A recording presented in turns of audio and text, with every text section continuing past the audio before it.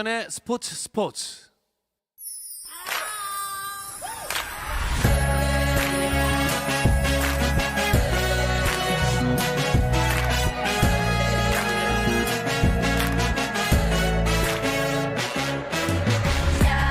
목요일에는 해외 축구 이야기 함께하고 있죠. 라디오의 발롱도르를 꿈꾸는 랄롱도르 시작하겠습니다. 오랜만에 박찬하 해설위원과 함께합니다. 안녕하세요. 네, 안녕하세요. 요새도 새벽에 바쁘실 텐데 불과 2-3시간 전에 일어나셨다고. 네, 일어난 지 얼마 안 됐는데요. 네. 매일매일 좀 달라요. 그래서 오늘은 좀 늦게 일어났고, 늦게 일어난 거는 늦게 자서. 네, 제가 경기가 있다 보니까. 일반적인 이 분들의 점심시간대 한 12시쯤에 잠을 잤기 때문에 그러니까 수면 시간은 사실 몇 시간 안 잤습니다. 그렇습니까? 네. 예, 이게 유럽 시차 경기 맞춰서 보려다 보니까 그렇게 될 수밖에 없는데, 자, 이번에 진짜 유럽에 살고 있는 이건 기자 연결해 보겠습니다. 안녕하세요. 네, 안녕하세요. 이건입니다. 자, 손흥민 선수가 모처럼 휴식을 취해가지고 이건 기자도 좀 여유롭게 보내셨나요? 여유롭게 보내고 싶었는데 또 손흥민 선수가 이제 휴식은 취했지만 경기 중에 델레알리 선수와 포옹도 하고 훈련도 하고 이런 모습을 보여주면서 컨텐츠도 제작하면서 저도 아침 7시에 잤고요. 지금 손흥민 선수가 정말 모처럼 만에 45일 만에 경기가 있었음에도 경기에 뛰지 않는 꿀맛 휴식을 취했습니다. 유로파리그 32강 2차전 볼프스베르거와의 경기에서 무리뉴 감독은 주전을 대거 제외를 했는데, 물론 손흥민 선수도 제외를 했고요. 이 손흥민 선수가 한국 시간으로 2월 1일부터 2월 23일까지 토트넘이 가졌던 7경기에 모두 선발로 출전을 했고, 토트넘은 총 650분 동안 경기를 했는데 손흥민 선수는 615분을 뛰었습니다. 그렇기 때문에 어제 손흥민 선수의 휴식은 정말 쉼없이 달린 손흥민 선수에게는 정말 문자 그대로 꿀맛 같은 휴식이었습니다. 진짜 확실히 손흥민 선수한테 휴식이 필요하긴 했던 것 같아요. 그렇죠. 손흥민 선수뿐만 아니라 토트넘이 프리미어리그 클럽 가운데 이번 시즌에 가장 많은 경기를 소화했거든요. 맨체스터 유나이티드 혹은 맨체스터 시티 같은 팀들도 경기 숫자가 많은 편이지만 토트넘이 그 팀들보다 한 경기를 더 했어요. 그런데 맨체스터 유나이티드, 맨체스터 시티와 이제 비교를 해봤을 때 토트넘이 열세에 놓일 수밖에 없는 건 사용할 수 있는 선수의 숫자입니다. 네, 그 맨체스터의 두 클럽들은 부상자 제외하고 그래도 로테이션은 어느 정도 해줄 수 있는 필드 플레이어가 한 15명 정도? 네, 이렇게 해서 로테이션을 시켜줄 수 있는 반면에 토트넘은 상황이 그렇지가 않거든요. 그래서 손흥민 선수에게 계속 과부하가 걸릴 수밖에 없는 것도 믿고 쓸 수 있는 선수가 없는 상황에서 해리케인 선수가 중간에 또 부상으로 빠졌었잖아요. 네, 해리케인도 없는데 손흥민 선수까지 빼면서 경기를 치르는 것이 불가능한 상황이라서 그래서 무리뉴 감독도 계속 어쩔 수 없이 손흥민 선수에 대한 출전 시간을 늘릴 수밖에 없었는데 적절한 시점에 좋은 휴식이 부여됐습니다. 경기 내용도 한번 자세하게 짚어볼까요? 네, 1차전 원정 가서 4대1로 아주 크게 이겼습니다. 1차전을 돌아봤을 때는 위험한 순간도 있었습니다만 그래도 이제 전력에서의 차이를 확실히 보여주면서 토트넘이 압승을 하고 돌아왔거든요.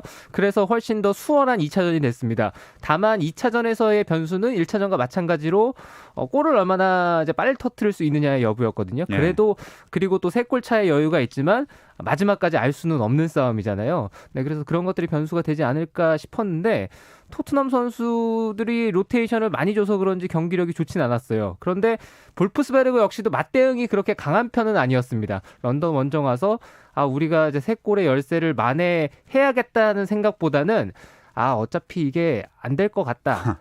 이런 경기 자세로 경기를 취하다 보니까 토트넘도 집중력 있는 경기를 하지는 못했던 것 같아요. 네, 그래도 워낙 전력 차이가 있고 또 델리알리 선수가 이르게 아주 멋진 골을 터뜨리는 바람에 그것이 또 기폭제가 되면서 토트넘은 훨씬 더 여유 있는 경기, 볼프스베르거에게는 절망적인 경기가 됐는데요. 토트넘이 4대0으로 볼프스베르거에게 2차전에서도 큰 점수 차이로 승리를 했고 델리알리, 비니시우스, 가레스 베일, 그리고 마지막에 이제 비니시우스까지 4골이나 기록을 했습니다. 특히나 그 첫 골을 기록했던 알리가 정말 반란이라고 표현해도 될 정도로 엄청난 활약을 보여주긴 했어요. 네, 이날은 오늘 새벽 경기는 델리알리 선수가 아주 좋았던 것 같아요. 네, 그 경기를 직접 보신 분이 조금 더 자세히 설명을 해주실 수 있을 것 같은데요. 이건 기자 한번 부탁드리겠습니다.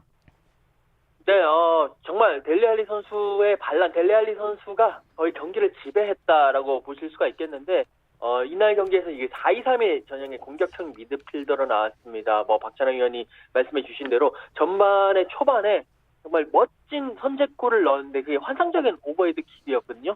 역시 델리알리의 그 클래스, 그러니까 폼은 많이 떨어졌지만 클래스는 확실히 있구나라는 것을 보여줬던 골이었고, 후반 5분에 정확한 얼리 크로스로 이제 비니시우스 선수의 헤더골을 어시스트를 해줬고, 후반 28분에도 달려가다가 바로 멋진 스루패스, 정말 날카로운 스루패스로 베일의 또 왼발 슈팅 골을 이끌어냈습니다. 진짜 1골 2도움을 기록하면서요, 현지 매체들도 델리알리에게 평점 10점을 부여하는 등 호평을 했고, 무리뉴 감독도 경기 후에 그 골 봤는데 내가 더 이상 무슨 할 말이 있겠느냐라고 이야기를 하면서 모든 부분에서 많이 좋아졌다라고 엄지를 척 시켜 세웠습니다.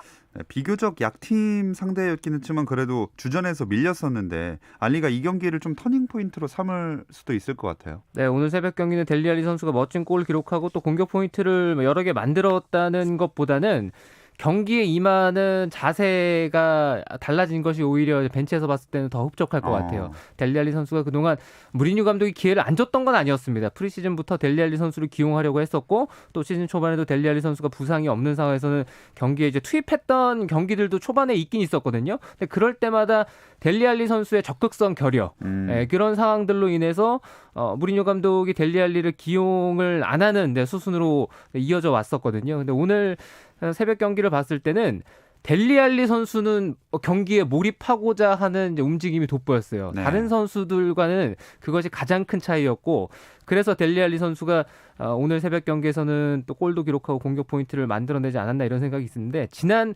유로파리그 1차전 원정 가서 선발 출전했었던 공격수 가운데 혼자만 골을 기록을 못했었잖아요. 예. 그래서 2차전만큼은 뭔가 해보고 싶다 이런 마음가짐도 있었다는 생각이 드는데, 어쨌거나 결과도 괜찮았고 이런 모습을 보여줌으로 해서 토트넘 선수들이 지금 누적돼 있는 피로를 좀 덜어줄 필요도 있거든요. 네. 이제부터의 선택을 지켜볼 필요는 있습니다. 그야말로 이를 갈고 나와서 날카로움을 보여줬던 알리였습니다.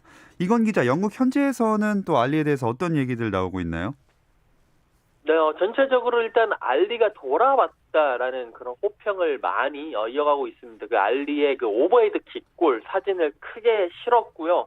특히나 경기력도 돌아왔고 집중력이 돌아왔다는 것에 큰 이제 방점을 찍으면서, 이제까지 델리알리가 어떻게 보면 경기 중에 좀 어이없는 실수도 하고 집중을 하지 못했는데, 어제 경기는 정말 집중력을 다시 보여주면서 팀에 큰 도움이 되고 있다. 앞으로 토트넘이 이제 많이 떨어졌는데 다시 델리알리가 돌아옴으로 인해 가지고 뭔가 반전의 발판을 마련할 수 있지 않겠느냐라는 그런 평가들이 주를 이루고 있습니다. 이걸로 무리뉴 감독 그 경질설도 좀 잠재울 수 있을까요? 앞으로 지켜봐야 된다는 생각인데요. 근데 저는 지난 시즌부터 해서 일각에서 제기되고 있는 토트넘의 문제가 무리뉴 감독 때문이다. 여기에 있어서는 많은 부분을 공감하지 않고 있습니다. 네, 그리고 토트넘의 현재 상황, 그리고 토트넘이 포체티노 감독 시절부터 이제 무리뉴 감독으로 넘어오면서 팀이 어떻게 바뀌어 있는지, 선수 구성이 어떻게 또 달라지고 있는지, 그리고 이적 시장에서 어떤 실패가 있었는지, 이적 시장에서 어떤 선수들을 데려오려고 했었는데 데려오지 못했는지의 종합적인 과정을 봤을 때는 현재 토트넘이 그렇게 절망적인 상황인가? 여기에 있어서도 좀 의문이 있고요. 그리고 토트넘의 지금 순위가 순전히 무리뉴 감독의 책임인가? 무리뉴 감독이 아니라 다른 감독이 왔을 때는 토트넘의 순위가 지금보다 훨씬 더 높은 곳에 있을 수 있을까? 여기에 있어서는 저는 의문이 있거든요. 네, 그래서 경질설이 꾸준히 제기가 되고 있는 상황에서 오늘 승리가 많은 걸 바꿔놓을 것 같진 않아요. 네, 일각에서 제기되고 있는 부분들은 다 다른 포인트이기 때문에 어쨌거나 결과가 말을 해줄 거고, 앞으로 순위를 올려야 되고 적어도 타이틀 하나를 가져와야 그런 얘기들이 쑥 들어가게 될 텐데, 컵 대회 지금 유로파리그 또 이제 카라바오컵이 남아 있잖아요. 네. 이런 컵 대회 중에서 몇 개를 가져가느냐, 그러니까 컵 대회를 가져간다고 하더라도 순위에서 4위 이내로 진입해서 챔피언스리그 진출권을 가야 되는데, 챔피언스리그를 가질 못하면 아마 경질설은 그때까지도 계속 이어질 것 같습니다. 자, 이건 기자가 보기에 혹은 현지에서는 이 무리뉴 경질설에 대해서 어떤 얘기들 나오고 있습니까? 지금 이제 언론에서는 무리뉴 감독을 엄청 흔들어대고 있고, 그렇게 흔들면서 다니엘 레비 회장에게 이제 결단을 내라라는 식으로 많이 압박을 가하고 있습니다. 그런데 이제 현실적으로 봤을 때 무리뉴 감독이 지금부터 해서 한 달 내로 경질이 될까라는 거에 대해서는 의문부가 남을 수밖에 없습니다. 왜냐하면 돈 문제거든요. 사실 현지에서도 그렇고 무리뉴 감독이, 그러니까 토트넘이 무리뉴 감독을 경질을 시킨다면 위약금을 물어줘야 됩니다. 이 위약금이 지금 현지에서 나오는 이야기로는 약 한 3천만 파운드 정도 선이다. 라는 이야기들이 나오고 있습니다. 3천만 파운드면 좋은 선수들도 많이 영입을 할 수 있는 괜찮은 금액인데 지금 토트넘이 재정적으로 압박을 받고 있는 상황에서 그 돈을 내기가 상당히 쉽지 않은 상황이고요. 다만 이 결단의 시기가 좀 다가올 수는 있어요. 왜냐하면 3천만 파운드를 지불을 하고 무리뉴 감독을 경질하고 난 다음에 다른 감독을 데리고 와서 챔피언스 리그를 진출을 시킨다면 충분히 3천만 파운드를 투자의 개념으로 할 수 있을 것이다 라는 생각을 하고 있는데, 문제는 이게 무리뉴 감독을 경질했을 때 들어가는 3천만 파운드, 그리고 여기에 만약에 챔스를 못 나갔을 때, 무리뉴 감독을 계속 데리고 가면서 챔스를 못 나갔을 때 이제 보게 될 손해, 이 두 개를 놓고 저울질을 하고, 또 감독을 만에 하나 교체를 한다고 하더라도 이 그러니까 토트넘이 챔스에 나갈 수 있느냐 없느냐, 이 보장도 없기 때문에 다니엘 레비 감독, 그 회장으로서는 이 문제를 놓고 상당히 고민을 거듭하고 있고요. 그런 걸 봤을 때는 아직까지는 토트넘의 무리뉴 감독을 경질을 단시일 내에는 하지 않을 가능성이 높다라는 것이 이곳 현지 언론들의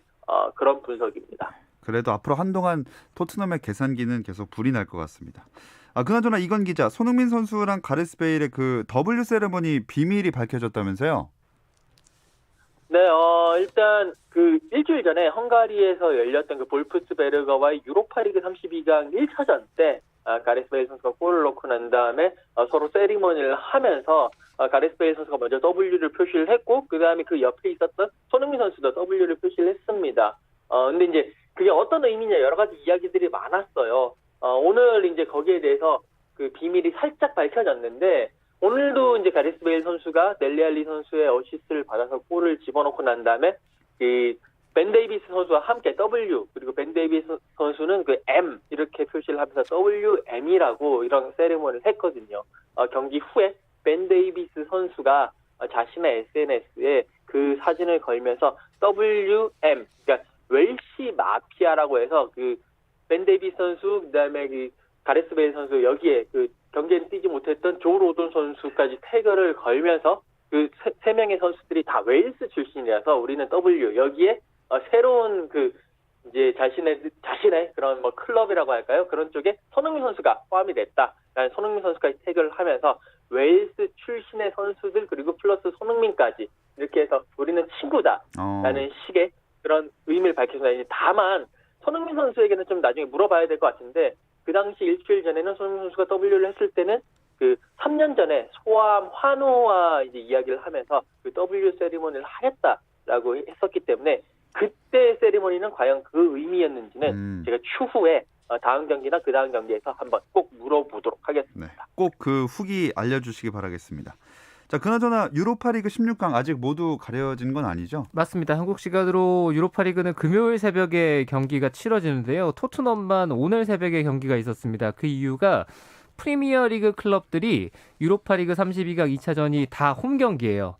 그래서 토트넘이 하루 먼저 경기를 냈고, 이제 내일 한국 시각으로 내일 새벽 2시 55분에 아스날, 런던에서 경기는 하지 않지만 아스날의 홈 경기가 있고, 그리고 레스터 시티 맨체스터 유나이티드 경기가 5시부터 시작됩니다. 그래서 그 경기들을 비롯해서 15경기가 내일 새벽 2시 55분 5시에 걸쳐서 펼쳐지게 되어 있습니다. 네. 근데 그 질라탄 이브라이모비치가 유로파리그 경기에서 인종차별 피해를 당했다. 이건 무슨 소식인가요? 네, AC 밀란이 이제 지난 그 19일에 그 베오그라드 라이코미티치 경기장에서 그 트르베나 즈베지다, 그 세르비아 팀이죠.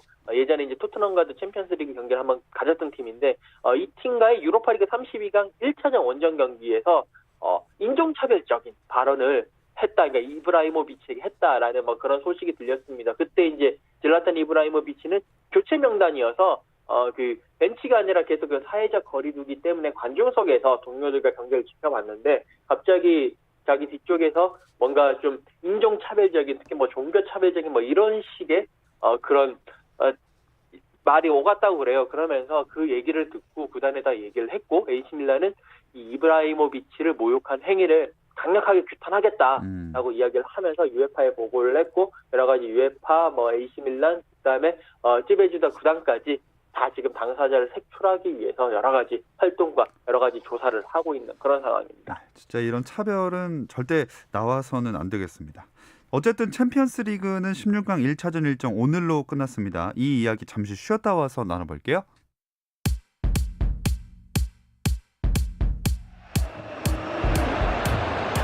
Options. Messi gets it back. Messi! Did it again! Suarez puts it on the plate and Messi. 현장의 소리, 레전드들의 이야기. 스포츠에서 모두 다 만나보세요. 김정현의 스포츠. 해외 축구 이야기를 나누는 라디오의 발롱도르, 랄롱도르 듣고 계시고요. 박찬하 해설위원, 영국의 이건 축구 전문 기자와 함께하고 있습니다.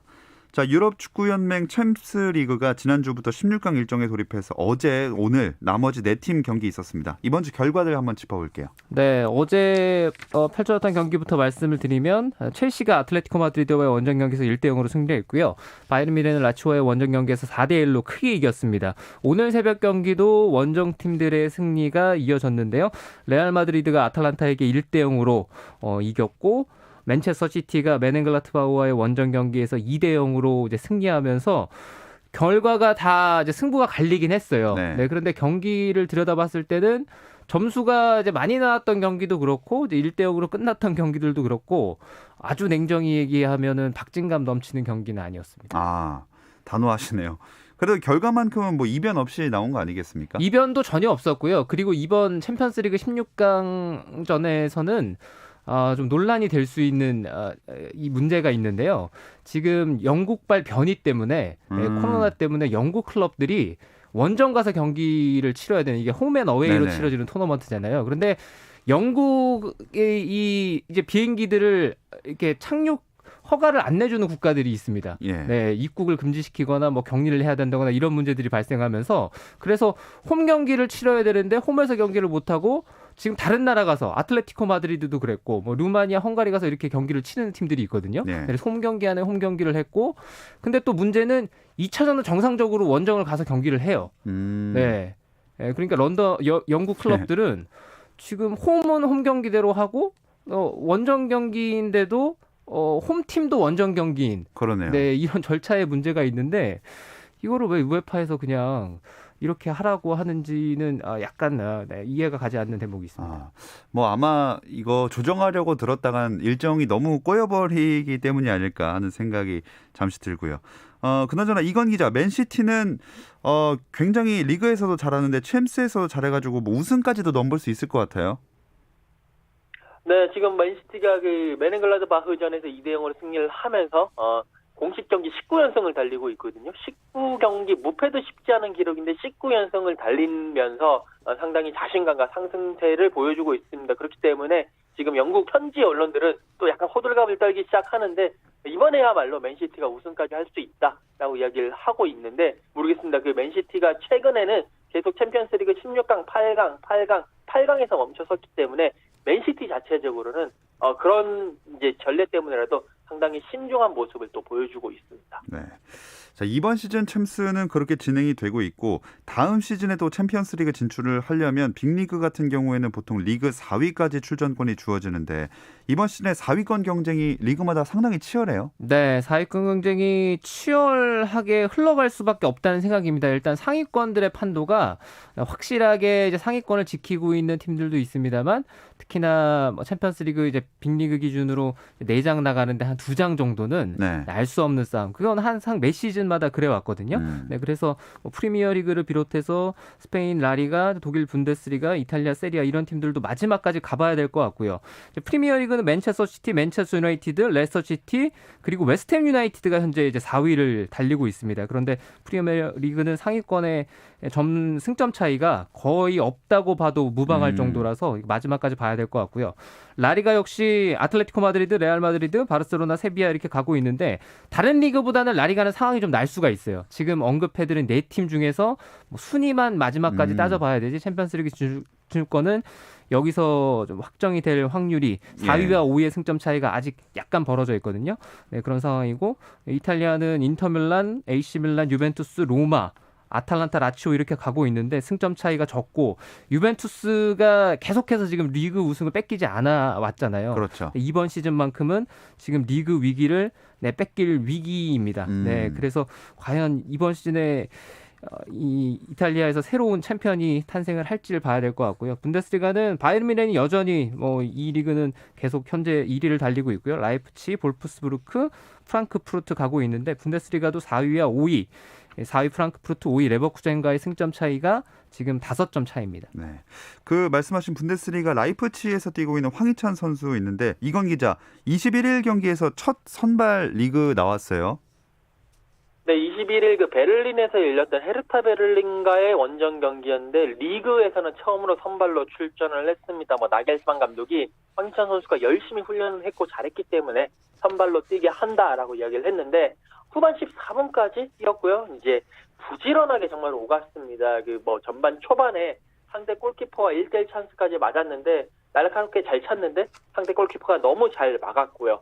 계속 경기 중에 뒷공간을 파면서 뭔가 찬스를 만들어내려는 모습을 보였습니다. 앞으로 이제 나겔스만 감독 축구에 좀 녹아드는 느낌이고 다만 이제 리그에서 골이 없기 때문에 빨리 마수골이 좀 터지기를 바라마지 않습니다. 네, 앞으로의 활약을 또 기대해 보겠고요. 한편 라리가 이강인 선수의 발렌시아는 순위가 좀 많이 떨어져 있네요. 네, 순위가 많이 떨어져 있는데 그래도 이강인 선수가 직전 경기에 잘했거든요. 네. 앞으로 이강인 선수의 활약 여부 그리고 출전 시간에 따라서 발렌시아는 충분히 워낙 지금 순위가 낮기 때문에 떨어질 곳보다는 올라갈 곳이 더 많습니다. 네, 발렌시아가 그런 상황이고요. 또 이건 기자 프랑스 리그에서 이강인 선수에게 관심을 보인다 이런 보도도 있었는데 신빙성이 어느 정도인가요?